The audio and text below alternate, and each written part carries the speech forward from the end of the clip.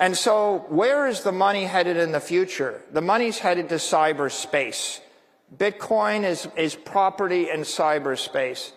The manifest destiny of this country is to own cyberspace. And I think that President Trump understands the value of owning scarce, desirable property.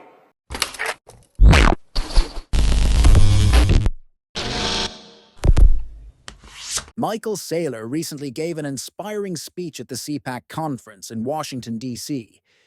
He talked about how Bitcoin could help people get ahead financially and why the U.S. needs to create a Bitcoin reserve. He said that Bitcoin was the most powerful technological force for conservatism because it supported personal freedom and financial honesty. Saylor said that Bitcoin fits with conservative values because it fights against centralized control and gives people power. Many people may not see this yet, though. He talked about how Satoshi Nakamoto created Bitcoin and how he used modern technology like cryptography and semiconductors to make it sound and secure money. Saylor promoted Bitcoin as a way to take back economic power from the hands of the government, banks, and tech companies. Bitcoin is a decentralized financial system that can't be controlled from outside sources. It's for people who are left out by powerful institutions. Saylor told a large group of conservatives, many of whom have been debanked because of their beliefs, that Bitcoin is essential to protecting economic freedom and personal freedom. He compared Bitcoin's potential to the way things are now, where banks can freeze accounts, governments can devalue currencies, and local governments can take property. Saylor told the people of the U.S. that they need to move to cyberspace, where governments and corporations can't reach them, before it's too late and Bitcoin becomes much more valuable. If you want to see more videos like this, please like, subscribe, and turn on notifications. Bitcoin literally represents the conservation of energy in cyberspace. Satoshi implemented a protocol which is inherently conservative. If I send Bitcoin to you, I lose it, you have it. I can't create more. I can't lie about it. The thing that's beautiful about nature is conservation of energy. Conservative is based on natural law. It's based on the idea that if you just make something up which isn't true, you'll be punished. And the Bitcoin network represents that innate integrity and truth. So, you know, if you think about the world today, there's just an inherent force. There's a struggle between capitalism and socialism, between people that believe in freedom and free markets and those that believe in central planning and collectivism. And if I'm a socialist, I want to take away your guns and your money. And Bitcoin is money that they can't take away. Like, what freedom do you have if you have all of your money in a bank that can freeze it? What freedom do you have if you have your money embedded in a currency where someone can print 4x more of it without your approval and debase it to zero? What freedom do you have if you own real estate in a city where the mayor can put rent control on it or expropriate it, or the governor can tax it away from your family? What freedom do you have if all your wealth is in a business where the government can tell you you can't operate, shut down your pipeline, tax your employees, tax your income, regulate your product? And the answer is, you only have conditional freedom until the government changes and they just take away that freedom. And then when they take away your wealth, when they take away your economic power, they're going to starve you to death, and then you've got nothing. So Bitcoin represents putting your economic wealth in cyberspace. It's beyond the reach of the mayor, beyond the reach of the governor, beyond the reach of any nation state, beyond the reach of any other company that would do you harm. It is the first time in the history of the human race that you can bind economic energy tightly to an individual, to a family, to your company, and you don't have to ask permission to have economic wealth, to have money, and you don't have to live in fear that someone gets up on a morning and just takes it all away from you to power you down. And so if I am conservative, I want a family, I want a company, I want freedom. Well, how are you going to pay for it? And if you live in a country like Venezuela and the currency goes to zero, you're going to be begging for food next week. Wouldn't it be great if I could take the wealth of my family and put it into a network that no one can loot, no one can corrupt, and at the end of the day, I don't want to gamble my future. I don't want to take my life savings and gamble in the stock market. I don't want to take my life savings and gamble that the mayor of the city won't just take my property away from me. I actually just want to own the wealth. I want to own my money. And Bitcoin is a way for you to convert your capital into digital capital that will last 1,000 years. Your country will be, your company, your country, or your family will be wealthy for generations to follow. You don't have to live in fear. And when you don't have to live in fear, when you have economic independence, you can actually stretch your time horizon out and you can build an institution, you can build your family, you can build a life for yourself. Saylor expressed his admiration for President Donald Trump for his recognition of the value of Bitcoin and the cryptocurrency industry. He praised Trump for his understanding of the significance of assets that are scarce and desirable. According to Saylor, Bitcoin is an example of such an asset because it is limited in supply, has a predetermined supply, and is supported by the most powerful network in the world. Bitcoin, in contrast to tangible assets such as real estate and commodities, is not subject to the constraints that are associated with the physical world. These constraints include geographical boundaries, mobility restrictions, high maintenance costs, diminishing value, and the possibility of being seized by the government.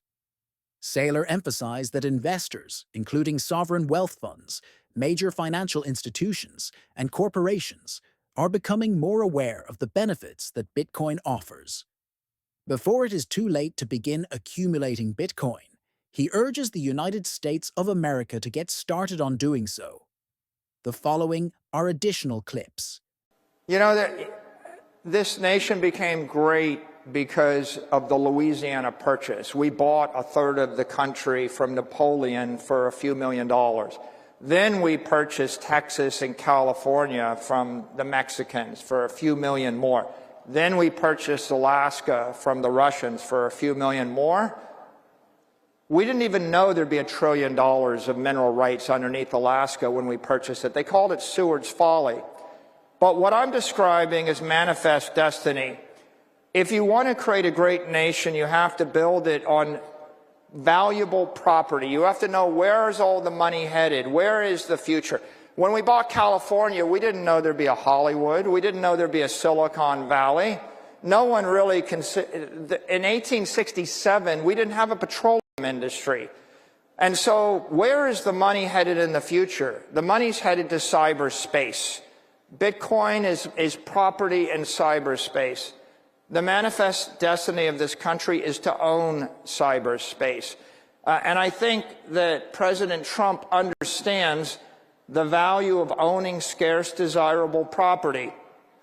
If we go to cyberspace and we buy Bitcoin and the nation embraces Bitcoin, then all of the capital in the world, all of the Chinese money, all the Russian money, all the European money, all of the money from the 20th century, the money invested in a Siberian warehouse, the money invested in fill in the blank, anything you could possibly own in Africa, all of that capital is flowing into cyberspace. It's going from physical to digital. It's flowing from the 20th century to the 21st century. The 21st century is going to be 1 billion AIs thinking 1 million times a second. And what are they going to be using to move their money around? They're going to use digital money because they can't get a bank account. They can't get a credit card. I have to approve my wire transfers from my bank once a week. It takes about 20 minutes, and they ask me on the phone whether the money should move. It's a good problem. What's 478,740 Bitcoin, Michael? The computers... We don't feel too bad is what I'm trying to say. Yeah, I get it. But my point we've been doing it that way for 50 years. And if you look at the way the digital economy is going to run in the 21st century, it's going to be 1 billion computers thinking 1 million times a second, moving assets at the speed of light. Bitcoin represents digital capital. That network is $2 trillion today. It's going to be $20 trillion in 4 to 8 years. It's going to be $200 trillion in 20 years. Then it's going to grow faster than every other asset in the world. It's going to continue to grow. The United States should own it. The way to think about Bitcoin is it's the most powerful digital network in the world. It is cyber power. If you want to dominate the next 100 years, just like the last 100 years is based upon dominating sea power, fire power, air power, space power, nuclear power. You want to dominate cyberspace. You want cyber power. It's the unstoppable network that no one can corrupt. And the use of the unstoppable network, among other things, is hundreds of trillions of dollars of capital moving from point A to point B. But the other use of the network is I can send a message which is unstoppable, and I can store information that is unstoppable, and I can prove beyond a shadow of a doubt the authenticity of an instruction or a document. No country, no company, no individual, not 1 trillion computers can corrupt that message. So if you want to own the future, you want to own cyberspace. How do you own cyberspace? You own Bitcoin, and then you run the Bitcoin networks. You mine Bitcoin, you own Bitcoin. President Trump understands property. He understands the value of Greenland.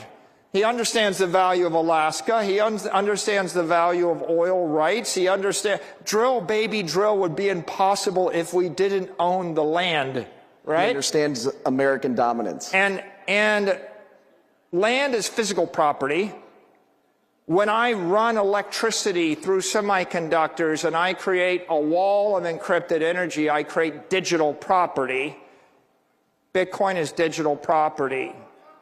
You should own it. Your company should own it. Our nation should own it. It is the future. A major security breach at Dubai-based Bybit cryptocurrency exchange on Friday, February 21st, 2025, allowed thieves to steal $1.4 billion in crypto assets. The thieves stole 41,347 Ether and staked Ether tokens. A hacker took over one of Bybit's Ethereum cold wallets while it was being transferred to a warm wallet. By changing smart contract logic and hiding the signing interface to show the right address, the attacker hampered the transaction. This allowed unauthorized money transfers to several unknown addresses. In response to the breach, Bybit co-founder and CEO Benjo assured users that the exchange is still operating and that all client assets are safe and fully backed one-to-one. He stated that Bybit would cover the loss even if the stolen money was missed. Despite these assurances, the platform received many withdrawal requests, which may slow processing. Bybit hired blockchain forensic experts to investigate and recover the stolen funds. After this historic cryptocurrency breach, the market fell. Bitcoin fell 1.4% to $96,186, and Ether 1.9% to $2,675. The hack shows that crypto security is still lacking. Thieves stole $2.2 billion in 2024. This event has raised concerns about weak, centralized platforms slowing digital asset adoption. Thus, more people want off-exchange settlement options. These protect traders' funds in collateral accounts, reducing hacking and bankruptcy risks. As the Bybit hack investigation continues, it highlights the importance of strong security in the fast-changing cryptocurrency world. If you liked this video and want more, like, subscribe, and enable post notifications.